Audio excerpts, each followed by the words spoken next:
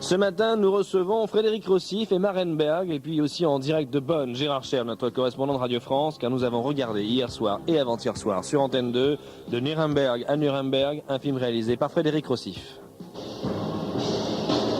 15 septembre 1935.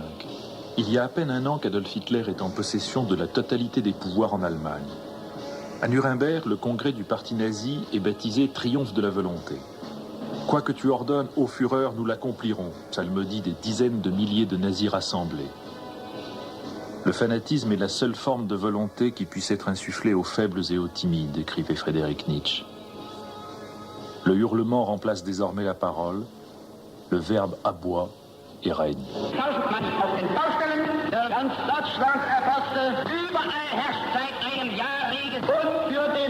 Réalisation Frédéric Rossif, et vous l'avez reconnu, le narrateur, celui qui a aussi écrit le texte, c'est notre ami Philippe Meyer, également de France Inter. Toutes les questions que vous posez à propos de ces deux émissions du débat d'hier soir, c'est aujourd'hui au 45 24 7000 qu'il vous faut les poser, précédé du 16 et du 1 si vous nous appelez de l'extérieur de Paris et de la région parisienne. Et je le sais, on nous écoute beaucoup sur l'émetteur de France Inter qui est à Berlin. Dans ce cas-là, si vous voulez intervenir de là-bas, vous faites le 33 1 avant de faire le 45 24 7000. Et puis le Minitel 36 15 code RF, la page écran total. Jacques Chancel. La litanie horrible d'une première moitié de siècle pervertie, de Nuremberg à Nuremberg, l'aube sinistre et le crépuscule bienheureux, un film magnifique, évidemment terrible de Frédéric Rossif, un texte exact de Philippe Meyer. Le déroulé, l'itinéraire de l'horreur, avec tout de même, au commencement, un déferlement d'amour, d'enthousiasme malsain, une adhésion apparemment totale de l'Allemagne à un homme nommé Hitler. Bizarre comportement des êtres, déchirure de l'histoire. Il importe que de tels événements soient rappelés aux plus jeunes, que la cruauté soit montrée aux plus fous, à ceux qui aujourd'hui voudraient faire croire qu'il n'y eut pas de camp de concentration. Quelles images hier, quel choc, quelle honte, quelle désespérance. On devait déjà à Frédéric Rossif quelques productions révélatrices des soubresauts du monde. En donnant beaucoup au cinéma, à la télévision, Frédéric Rossif aide grandement à la compréhension des peuples. Au final de ce film, on peut justement conclure qu'il y a victoire. Et pourtant, j'ai le sentiment, personnellement, enfin, partagé sans doute par beaucoup, que cette victoire est une défaite de l'homme. Et il est intéressant, dès le départ de cette conversation, peut-être de poser la question à Marenberg, allemande, vivant en Europe, s'étant installée à Paris, franco-allemande, je dirais, qui a souvent porté beaucoup de ses chants justement chez nous. Comment avez-vous réagi, Marenberg, hier et avant-hier, en retrouvant toutes ces images? Avec deux sentiments. D'abord, je dois dire que ces films ont été admirablement faits, et je suis très très honorée de faire la connaissance de Frédéric Rossif. En plus, évidemment, parfois, j'ai un tout petit peu tendance à dire « Oh non, non, pas encore, plus ». Arrêtons avec tout cela. Arrêtons. Oui. L'aujourd'hui et le demain est plus important que l'hier. Mais je crois que, vous savez, c'est comme un peu dans une psychanalyse. On revient tout autour du même problème pendant X temps. On a l'impression de ne pas progresser, et subitement, on fait une prise de conscience.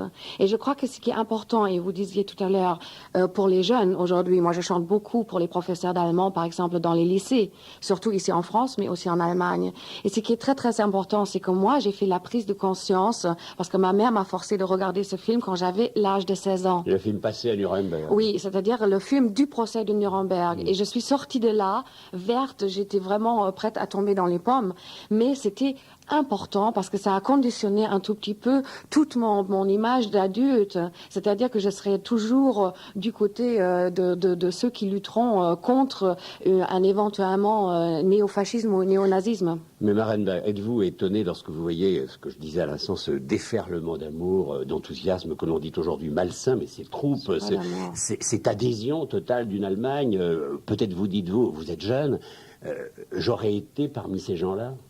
Bon, disons que moi je suis née en 46 et j'ai eu, comme dit Francis Lemarque dans sa chanson, quand un soldat revient de la guerre, il a simplement eu de la chance. Et puis voilà, moi j'ai eu simplement de la chance de ne pas être née dans une famille qui adhérait totalement à ce système. C'était des Mitläufer, hein, c'est-à-dire des gens qui étaient dans le parti parce qu'il fallait être dans le parti, mais vraiment sans enthousiasme aucun. Mais ils n'étaient pas non plus résistants. Je ne sais pas ce que j'aurais fait. Je souhaite ardemment, mais comment voulez-vous le savoir? Je sais ce que je fais maintenant. Mais je ne peux absolument pas savoir parce que je n'y avais été pas à cette époque. C'est simplement que je crois que ce qui est très très important, c'est des films comme ça. Vous parliez tout à l'heure d'amour. Je ne suis pas du tout d'accord. Ce n'était pas de l'amour. Justement, il est dit dans un des papiers qui étaient avant pour annoncer ces dossiers de l'écran dans Télérama, on a dit que justement, ce qui est important dans ce film, pour qu'ils voient comment le terrorisme n'a jamais le courage de s'assumer jusqu'au bout. Et que c'est important de savoir qu'on puisse se faire embrigader dans quelque chose. Non, mais et d'adhérer. Les images du début sont des images d'assentiment national. Ces images, elles parlent, les images. Oui, tout à fait. Mais je ne crois pas que ce soit de l'amour, c'est du fanatisme. Oui, mais ce qui n'est pas pareil. Il faut s'entendre sur les mots. C'est vrai. Mais aujourd'hui, Marenberg, vous devez vous dire, là, 2 films de Nuremberg à Nuremberg, 2 soirées consacrées complètement à surtout à 20h30. À 20h30. Encore nous, les Allemands, et vous êtes nés en 46, donc au lendemain de cette horreur. Et vous devez vous dire, nous, les jeunes, il faudrait peut-être arrêter avec tout cela, parce que c'est l'Allemagne qui est en cause, et l'Allemagne d'aujourd'hui, et ce sera important d'avoir d'ailleurs tout à l'heure Gérard Scher, pour voir de quelle manière on peut réagir. Tout à fait. C'est-à-dire, ce que je crois important, c'est de savoir que quand même, dans ces 2 films, la France et la responsabilité des Alliés est mise aussi en cause. Ça, je crois que c'est important. C'est aussi bien d'avoir éventuellement un jour une rediffusion de La Combe Lucien, pour savoir aussi qu'il n'y a pas eu uniquement des maquisards en France, mais aussi des collabos et des Français qui ont livré des Juifs à la Gestapo allemande. Beaucoup de Juifs arrêtés sans qu'on leur demandait rien. Oui. Ça, je crois que c'est extrêmement important, que ce ne soit pas toujours les méchants Allemands, mais aussi justement de prendre une prise de conscience et de dire, bon, aujourd'hui, qu'est-ce qu'on fait maintenant et qu'est-ce qu'on fait pour le futur? On va revenir à hier soir, la situation de l'Allemagne, dans le film, le très beau film de Frédéric Crossif. Paul von Hindenburg, maréchal d'un autre âge et chef d'État de rencontre, donne l'illusion de la grandeur et de l'ordre à un pays qui, comme toute l'Europe, est secoué par les conflits entre extrémismes et, plus que toute l'Europe, assommé par la crise.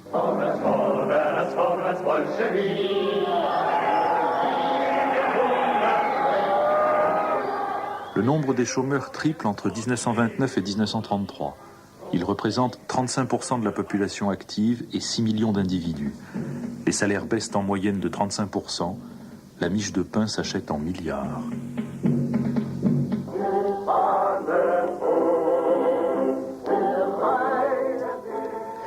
Voilà des documents sur ces 2 films d'hier et d'avant-hier, de Nuremberg à Nuremberg, un film de Frédéric Crossif, le texte de Philippe Meyer. Je voudrais savoir, Gérard Scher, comment on peut réagir en Allemagne sur une diffusion comme celle-là, alors que nous sommes vraiment dans un autre bain, dans un autre climat, avec ce mur de Berlin qui s'en va petit à petit, et heureusement. Gérard Scher, en direct de Bonn. Peut-être qu'on pourrait faire dans quelques mois ou dans quelques années une autre émission qui s'appellerait De Berlin à Berlin, puisque finalement ce qui s'est passé récemment avec l'ouverture du mur, c'est une marque tangible, si vous voulez, de la fin de la guerre. Et c'est la fin d'une époque, et il y a des parallèles à faire, si vous voulez, entre ce qui s'est passé au procès de Nuremberg, à la fin de la guerre, et ce qui se passe actuellement en Allemagne de l'Est. On a vu au procès de Nuremberg plein de gens qui disaient, mais moi j'y étais pour rien, moi j'ai exécuté des ordres, moi j'ai agi pour le bien de mon pays, en soldat ou en fonctionnaire consciencieux. Et on a vu il y a 15 jours ou il y a 8 jours au Parlement et dans les médias d'Allemagne de l'Est, des gens qui, au nom d'une autre doctrine, d'un autre totalitarisme, avaient agi exactement de la même manière et qui sont venus dire, mais moi j'y pour rien, moi j'ai exécuté des ordres, moi j'ai agi pour le bien de la nation, pour le bien de mon peuple. Et finalement, il y a beaucoup de parallèles à tirer entre ces 2 époques, puisque finalement la fin de la guerre, c'était la fin d'une époque pour l'Allemagne, qui est devenue ensuite l'Allemagne de l'Ouest. Et peut-être qu'on est en train de rejouer les mêmes scènes aujourd'hui à Berlin-Est et dans toute l'Allemagne de l'Est, où on annonce d'ailleurs aussi des procès contre les anciens dirigeants qui vont devoir faire face à leurs responsabilités et qui tiennent un langage qui est tout à fait comparable à ce qui se passait après la guerre, où il est question de pénitence maintenant. Mais Gérard Cher, d'abord il faut préciser que ces films avaient été installés dans les programmes il y a longtemps. Cela n'avait aucune relation avec les événements qui se déroulent aujourd'hui à Berlin. Mais d'abord, on pourrait se demander si un film comme celui-là pourrait être diffusé en Allemagne aujourd'hui. Ah, je pense que oui. Sûr. Je pense que les médias d'Allemagne de l'Est et d'Allemagne de l'Ouest parlent abondamment, mais parfois jusqu'à se faire mal, de ce passé qu'ils n'ont pas encore assimilé, qu'ils n'ont pas encore digéré. Et il y a en Allemagne un terme qui s'appelle la Vergangenheitsbewältigung, qu'on pourrait traduire par la maîtrise du passé, et qui fait qu'à longueur de semaines, sur les télés d'Allemagne de l'Ouest, par exemple, on voit des émissions qui tournent toujours autour du même sujet, autour de la même question. Comment avons-nous pu faire ça? Ça a été plus vrai que jamais il y a quelques mois, quand on a commencé à parler du 50e anniversaire du début de la guerre, où on est revenu sur l'invasion de la Pologne, on est revenu sur la naissance du nazisme, et où le souci général a été de dire il faut que les jeunes, justement ceux qui sont nés après la guerre et qui n'ont pas connu ça, comprennent que la chose est possible, comprennent que la chose peut se produire à nouveau. Gérard Cher, nous allons revenir au film d'hier soir et d'avant-hier soir, le film de Frédéric Rostif, à cette évolution du mouvement nazi. En 1926, le mouvement nazi rassemble 27 000 adhérents. En 1930, il passe avec 18% des voix de 12 à 106 députés qui se présentent au Parlement en uniforme. Aux élections présidentielles de 1932, Hitler recueille 30% des voix. Aux législatives qui suivent, les nazis représentent 37% de l'électorat. La faiblesse et les divisions des partis de droite et du centre-droit font du parti nazi le pivot d'une majorité nouvelle. Le 30 janvier 1933, Hitler est nommé chancelier par Hindenburg. Quelques mois plus tôt, le vieux maréchal jurait qu'il ne ferait même pas du leader nazi un sous-secrétaire d'État au poste.